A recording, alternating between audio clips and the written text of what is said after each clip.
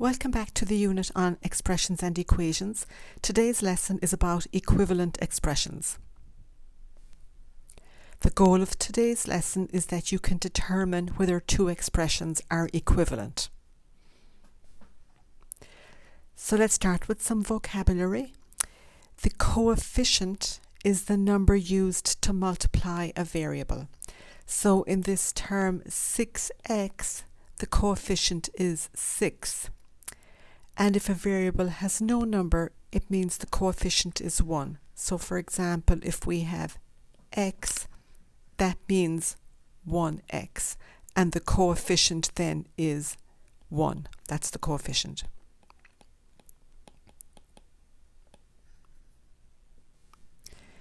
The next vocabulary is a phrase, like terms.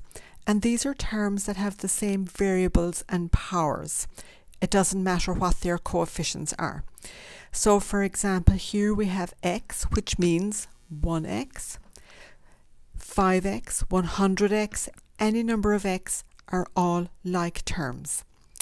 And then numbers with no variables, such as 9, 11 and 76, these are all like terms. They're all similar to each other. And then we've got x cubed, which means 1x cubed. There's 4x cubed, 11x cubed.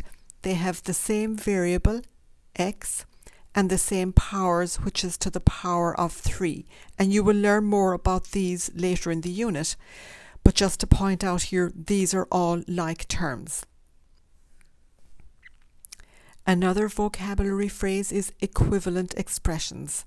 These are expressions that have the same value irrespective of the value of the variable in them. So here we have x plus 5x, which if we were to put them together, if we were to add them together, would be 6x, because remember x is 1x.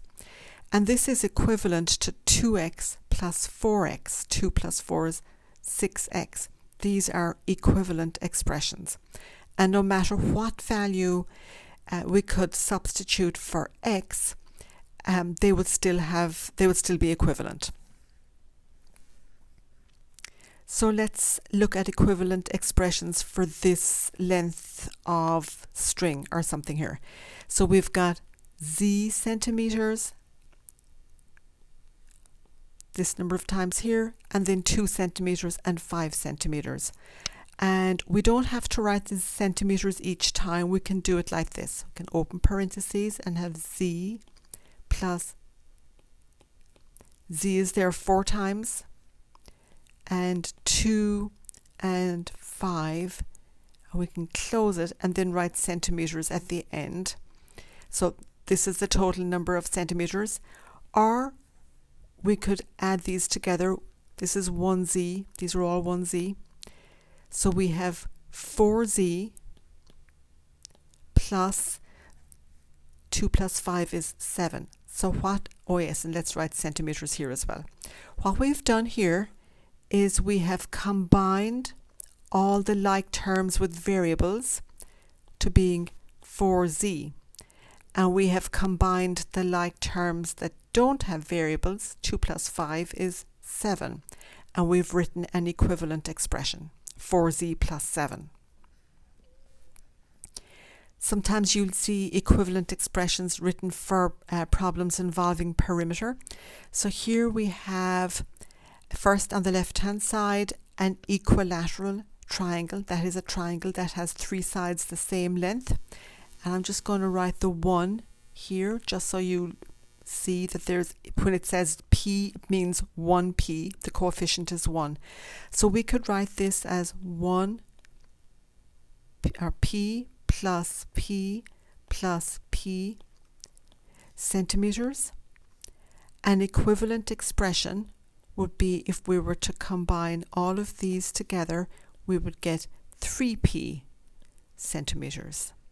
That's an equivalent expression for p plus p plus p centimeters.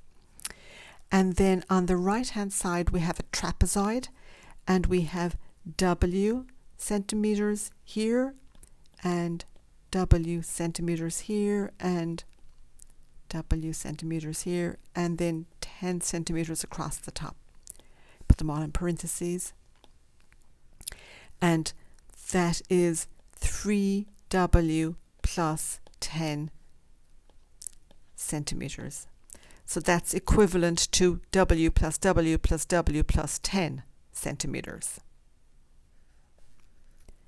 So let's check to see if these expressions are equivalent. So let's combine 5x plus 2x because they are like terms, and we would get 7x. And then let's divide 21x by 3. So 21 divided by 3 is 7x. So yes, these expressions are equivalent. So to summarize, two expressions are equivalent if they have the same value irrespective of the value of the variables in them. And you'll notice here it says variables plural. Sometimes there's more than one variable. For example, we could have 2x and 3y.